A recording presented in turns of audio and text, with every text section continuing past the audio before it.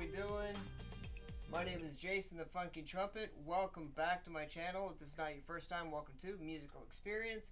And yeah, it's battle season for DJs, so it is absolutely on. Get your stuff in now. It's the middle of June as of the time of this recording, 2024. Get your stuff in. Practice time is essential. Put your stuff together, put your ideas down, record everything, and then send it off. You never know. The DMC is an amazing competition. It's one of the highlights, and every single video that you have seen has been a showcase out of respect of past winners of the DMC. It is a championship that for over 20 years I have been absolutely enamored with. Not just because of the championship and everything that goes with that, but more so the technical aspects, the music that comes out of it. I'm a band nerd, and if this is your first time to ever see one of these videos, hi, I am a geek. I'm a band geek who fell into DJing almost by accident. I'm a classically trained trumpet player. Majored in music. I wanted to be a teacher. In fact, I was a teacher for a long time. Now I get to do this and have a whole bunch of other stuff in my life that makes sense. You guys have seen the live streams and everything else. My ADHD is it's a superpower, to try to use it to the best of my ability. With that being said, DJing, it's not that it came easy to me. It's just that by the time somebody introduced me to turntables, it was like, well, they broke it down to me like this. You take this band, you have this band right in front of you.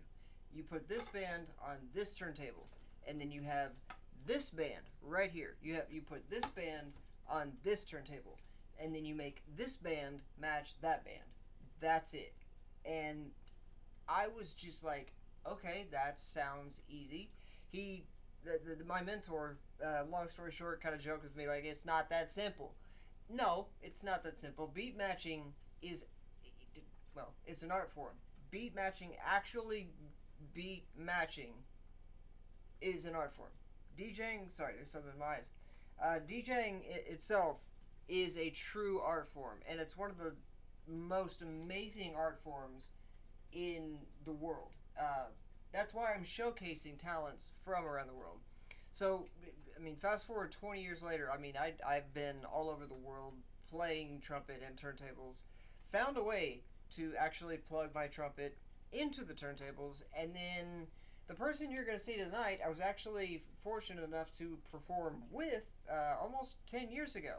NAMM, 2015, January, I was picked by Pioneer DJ to go showcase the combination between analog and digital. Like, you know, this is a trumpet, you can play it with these effects, blah blah blah blah blah, A, B, C, D, and E.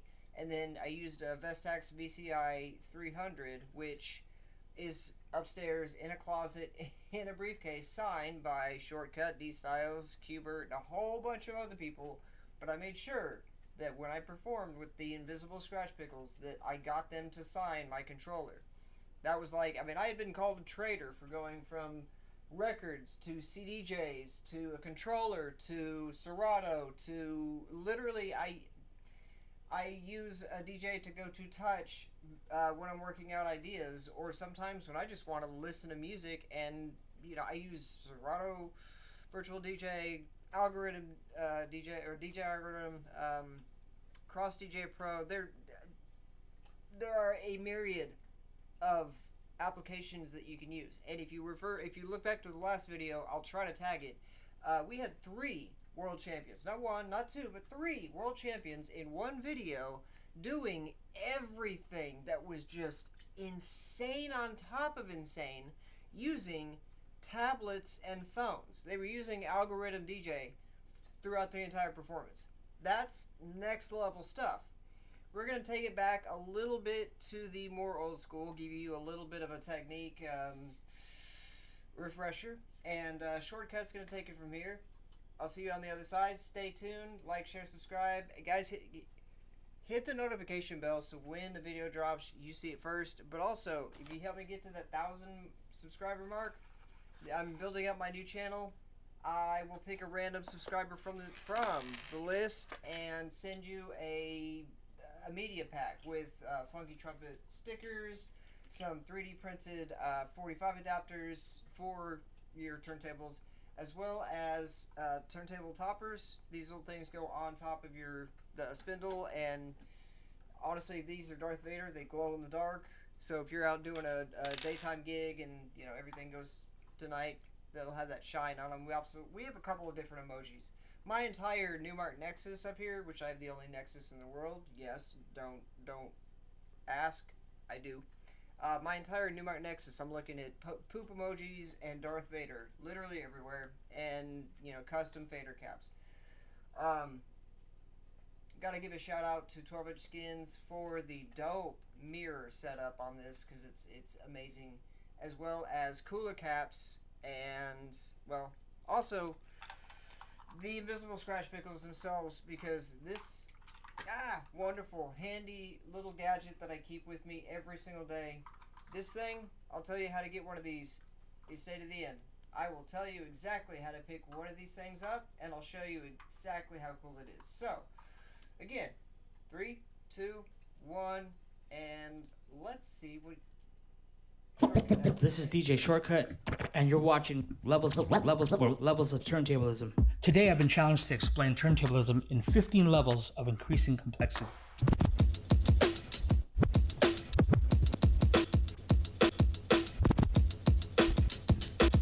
A lot of stuff that turntablism encompasses come from the foundation of DJing. Turntablism is the art of using the turntable as a musical instrument to produce entirely new musical compositions. The two most known sounds that we use in scratching is fresh and ah. Fresh and ah comes from a song called Change the Beat by Fab Five Freddy. The sounds fresh and ah are pretty sharp and pretty clear from the minute you release the record. Just on the release alone, you know how sharp it comes in. This is level 1, the baby scratch. This scratch was invented by Grand Wizard Theodore from New York. There's two types of baby scratches. A short one, otherwise known as a tip. I look at the platter as a clock. I have a line on my record. The marker will show us where each sound is. Position-wise, it would be from 12 o'clock to 1 o'clock.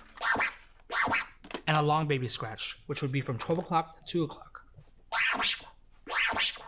I'm applying enough pressure on the record where I can still see the slip mat right under the record still rotate. For the baby scratch, my fader stays open and my hand stays on the platter. With a baby scratch, you want to make sure that you get a little bit of the air right before the sound starts so you can hear the sound in full. Now, let's do a combination of both baby scratches with a beat.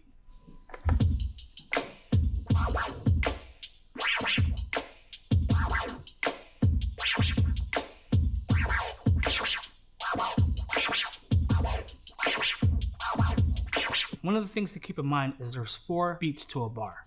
1, 2, 3, 4, 2, 2, 3, 4. Counting bars help us keep time to when we scratch to these beats. Whether you tap your foot, nod your head, move side to side, sway back and forth, that's how you keep time counting bars. For level 2, we're increasing complexity by manipulating the amount of pressure on the platter while using the crossfader. Level 2, push, release, and drags. A push scratch creates a higher tone, a drag scratch produces a lower tone, and a release scratch produces a mid-tone. To do these scratches, we start with the fader closed. With level 1, we use the light amount of pressure on the platter. With the push, my hand position is at 9 o'clock and I'm pushing the record forward, applying a good amount of pressure onto the platter to produce a higher pitch. For the drag scratch, we add pressure to the platter to create a breaking sound. I'm moving the crossfader from the closed position to the open position, and I'm moving the record from 12 o'clock to about 2 o'clock. A release scratch requires you to release the record right when the sound starts to play it at its normal speed, while moving the crossfader to the open position. And this is what it sounds like with a beat.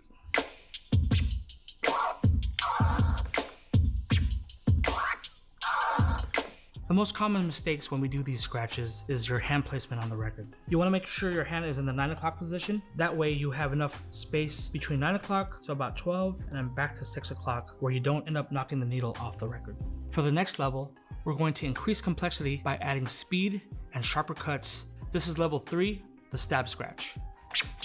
This scratch starts with a fader in the closed position, kind of similar to the push scratch. My hand's on the 9 o'clock position, and I'm moving forward while moving the crossfader into the open position. Right away, I'm pulling back the fader to the closed position while moving the record back to the original position. The difference between the push scratch and the stab scratch is I'm adding a little bit of speed while using the crossfader.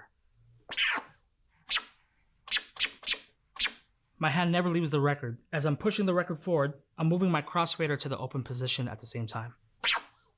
But right away, I'm pulling the record back and the crossfader back to the closed position without hearing the reverse sound. And this is what it sounds like with a beat.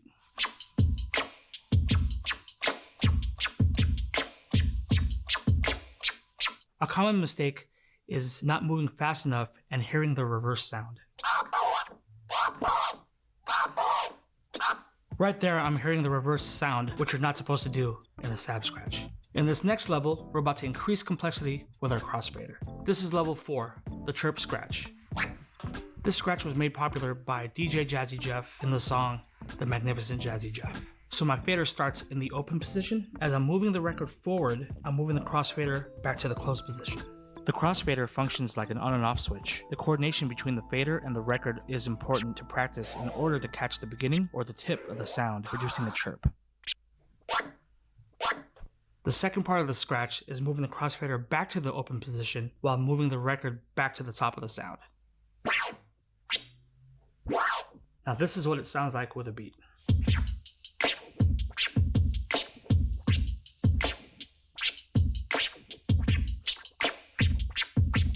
The most important thing to remember about this scratch is your coordination between the record and the fader. For the next level, we're about to increase complexity with our timing and hand control. This is level 5, tears. Similar to the baby scratch, your hand never leaves the platter for the tear. But what's different with the tear scratch is adding an additional push, which sounds like a split or tear in the sound. The most common tear scratch is the motion of moving the record forward and moving the record back twice. My hand position is at 9 o'clock, marker is at 12 o'clock, and my crossfader is open.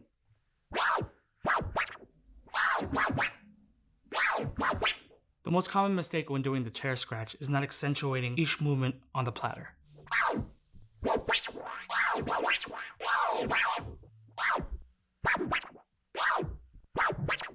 This is what the tear scratch sounds like with a beat.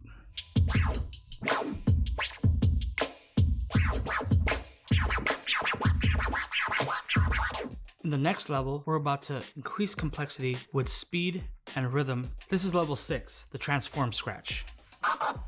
That name would come from the sound the robots would make from the early 80s cartoon, The Transformers. This scratch has been associated with DJ Cash Money and Jazzy Jeff. So what we're doing here is using the crossfader as an on and off switch. While moving the record back and forth, my hand position's at 9 o'clock and I'm moving the record back and forth, pretty much a baby scratch, while moving the crossfader off and on. We'll do this with 2 clicks. Now to get a circular motion in that sound, we'll move the record back and forth, clicking the crossfader twice in both directions.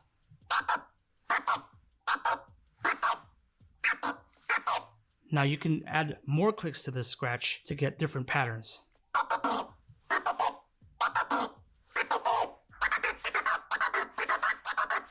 For the transform scratch, if you use longer sounds, you'll be able to add more clicks within that sound. This all sound starts from 12 o'clock to about 5 o'clock. I'll add as much clicks as I can within that, moving the record back and forth.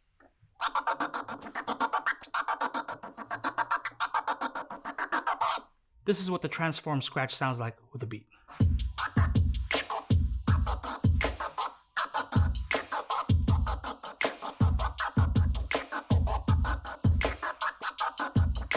So with this scratch, the principal rhythm maker comes from your movement on the crossfader. Level 7, fades. The fade scratch is a combination of either doing tears or babies on the platter while moving the volume control from 10 to 1, giving it that loud to soft effect. The speed can change depending on what tempo you're scratching to. This is what the fade scratch sounds like with a beat.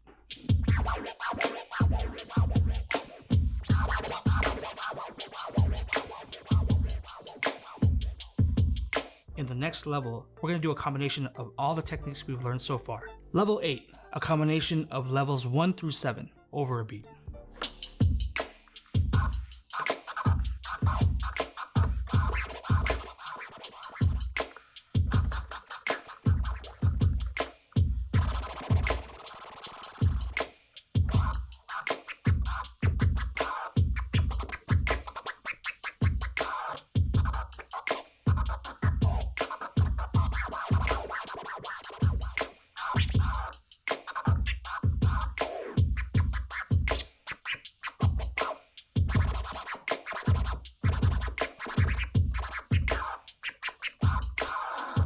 One of the most common mistakes when you do combos of all those scratches is not being able to pace yourself. In the next level of increasing complexity, we're about to take on one of the most difficult scratches involving the crossfader. Level 9, the crab scratch. The origins of the crab scratch came from the UK by a DJ named DJ XL, who named it the twiddle. He was using both of his fingers on the crossfader while using his thumb as resistance to create off and on sounds. Kubert came up with the idea to utilize all his fingers, from his pinky to his index finger, to skate across the in and out position as your thumb acts like a spring to close the fader back. My hand's on the 9 o'clock position. I have my sound starting at 12 o'clock. The platter movement is basically a baby scratch. So basically, I'm rolling and clicking my fingers from pinky to index finger as my thumb works as a spring to move the fader back to the open position.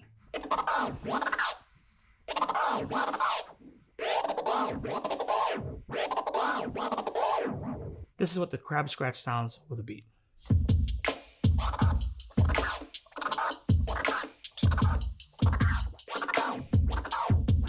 The most common mistake when you do a crab scratch is not sounding fluid with it. You try to get every click in there. Some people actually use their ring finger to their index finger while doing the crab scratch. I like using all 4 fingers from pinky to index to get that full effect and to get all those clicks in there. This is what it sounds like from your ring finger to your index finger. But when you add your pinky in there, you get a lot more clicks in there.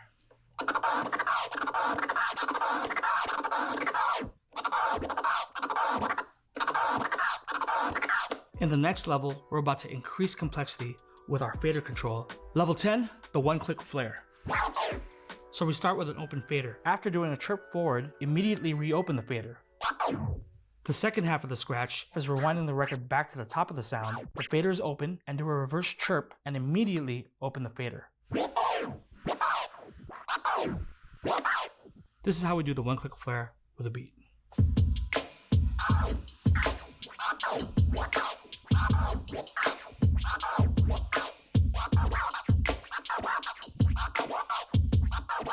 So the one-click flare is definitely a hard scratch to get right away. It's going to take a lot of practice because you have to be in sync with the fader and the platter movement to get that one click to make 2 sounds. We're about to increase complexity by adding more clicks to the one-click flare. This is level 11, the 2-click flare, otherwise known as the orbit scratch. The orbit scratch, or the 2-click flare, was created by a DJ named DJ Disc from the Invisible Scratch Pickles. Just like the one-click flare, we added 1 click to make 2 sounds. Now we're adding 2 clicks to create 3 sounds. You're starting your crossfader in the open position. As you move your platter forward, you're clicking the crossfader twice, but ending again in the open position.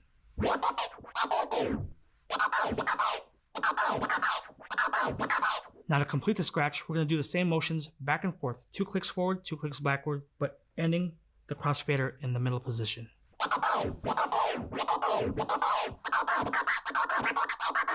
This is what the 2-click flare sounds like over a beat.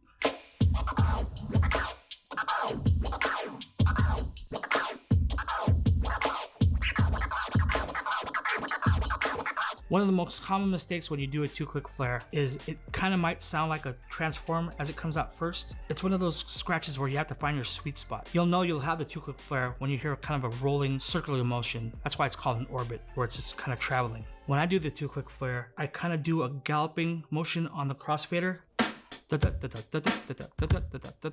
And you'll find that roll somewhere as you move the record back and forth. For the next level, we're about to increase complexity by layering multiple scratch techniques. Level 12, the rhythm scratch.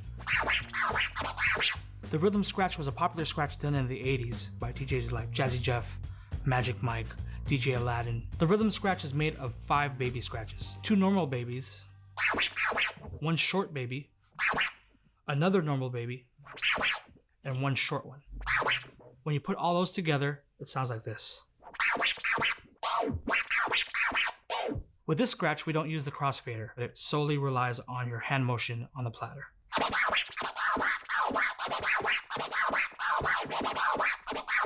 For this demonstration, I'll be using the pitch control to move the beat from a slow BPM to a faster one.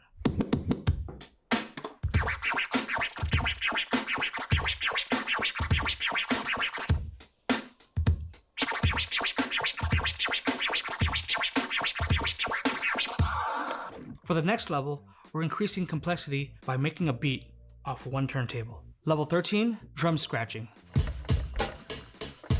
One of the first times I heard drum scratching was Jam Master Jay on a Run DMC record called Here We Go Live at the Funhouse. In the beginning of that record, Jam Master Jay would grab a kick and a snare off one record and make a drum beat. Boom, ba-cha, boom, boom, ba-cha. I have my kick at 12 o'clock and my snare at about 2 o'clock. We have to be very accurate while doing drum scratches because if you get it in the middle of the sound, it'll sound kind of sloppy and muddy. You want to get even a little bit of that air before the sound starts to get it crispy. We're going back and forth from sound to sound and holding those sounds and isolating them as we go. When you do the drum scratch, you definitely have to have some kind of internal metronome in you. Swaying back and forth, tapping your foot. You don't really see any live drummers just kind of stiff and just doing that, right? They're still kind of grooving. Same thing applies when we do the drum scratch.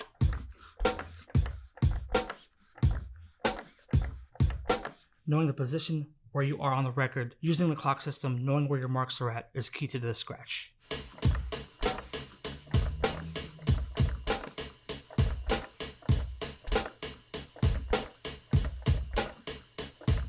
So while doing the drum scratch, I wasn't using the crossfader. I was using the volume control to be able to go back and forth from kick to snare. That's just my preference. Or you could use the crossfader.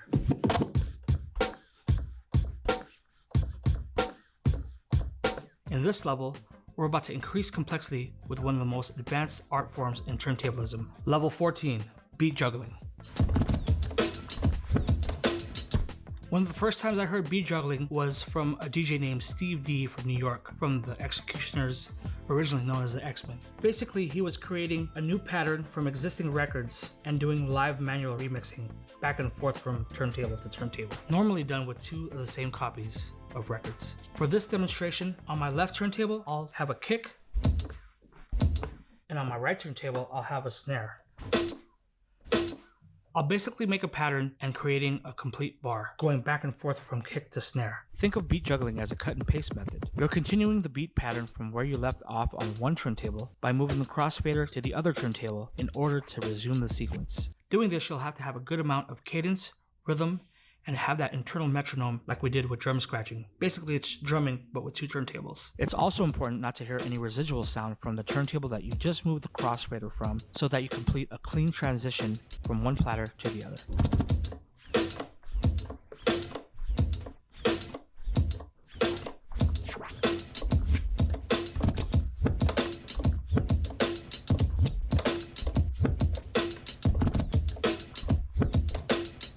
For this final level of increasing complexity, we're about to do everything that we learned right now, all in one.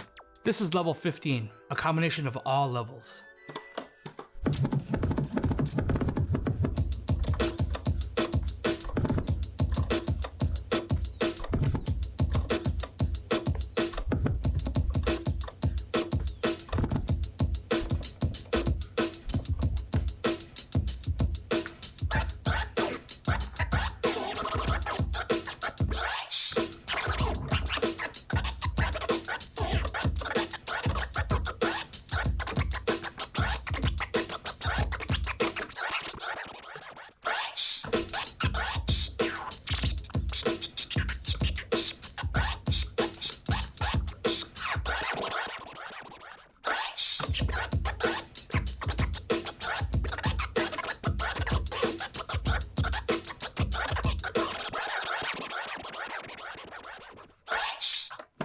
So with everything we learned today, like I said, it takes a lot of practice, a lot of patience, and a lot of focus. I hope watching this video inspires you. You'll never know what you find out messing with 2 turntables, either whether you scratch or make bead juggler routines up. Stay true to what you're doing, stay true to the craft. Once you find something out that maybe no one knows, share that with people, because that's what makes this art form evolve and grow.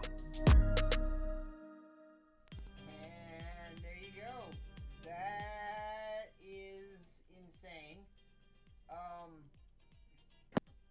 Straight up, Shortkut is one of the best DJs I have ever had the luxury of talking to, meeting, having a conversation with, performing next to. I mean, all of it. He's a sick beat juggler. He's amazing. All three of the scratch pickles that I performed with were amazing. Every one of the pickles are sick. I told you to stay to the end, and I would tell you where to get these. Thudrumble.com. This is the translucent fidget fader. It's got, like I said, the little keychain clip. I mean, if this isn't hooked to my bag, it's hooked to my hip. I am consistently fidgeting with this thing every single day. I even put a little strip on the bottom of it. That way I could like sit it on my car. This is awesome. Plus, this fader cap glows in the dark, it soaks up sunlight.